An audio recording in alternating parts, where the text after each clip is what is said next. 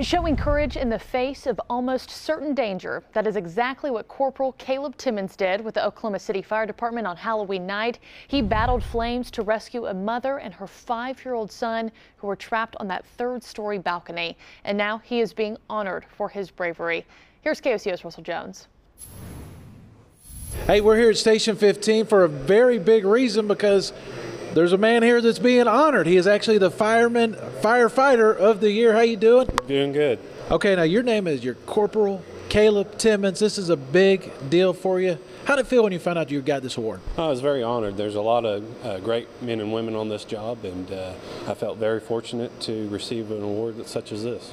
Now, let's talk about the reason why you got the award. There was a particular night on Halloween when you did something pretty heroic. You want to talk about that and explain what happened? Yes, I was on Rescue Ladder 15 here. We pulled up to apartment fire, a working apartment fire. We were first on scene and jumped off the back, saw that there was a mother and her child trapped on the 3rd floor balcony. The apartment and the breezeway was filled up with smoke. They had no place to go. I pulled a 24-foot extension ladder, was able to deploy it and carry the child down the ladder, along with assisting the mother as well.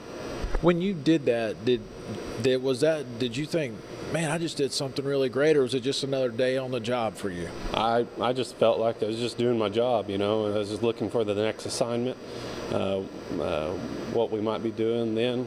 We were assigned to ventilation, and I just went to ventilate.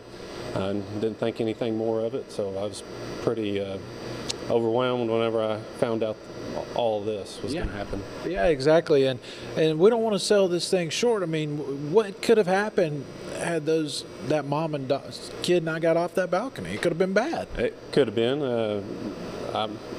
Who knows? Only God knows. But fortunately, they're still here, and the fire's out. So you were actually awarded the 2017 Kiwanis Club's South OKC Firefighter of the Year. Right? Did I get that right? Yes, that's right. Okay. And when you had to get up there and get the award and everything, what were you feeling? What was going through your head? Just, I can't believe it's me, you know, because there's a lot of other deserving individuals on the job that could easily have won that award, but for some reason they chose me, so I was just very honored. All right, well, guys, he's being very modest about this, but he did something very brave and something very heroic. But there's a lot of guys and girls around here that work hard every day to make this stuff happen. I've got Captain Fryrear here with me today. How you doing? Doing good, sir. How are you? I'm doing good. How does it make you feel when one of your firefighters do something like this? Oh, it's you know, it's good to see him get rewarded for what he'd done. Like he had said, you know, the fire department, especially Oklahoma City Fire Department, is full of a bunch of men and women that, you know, dedicate their lives to this position in their job.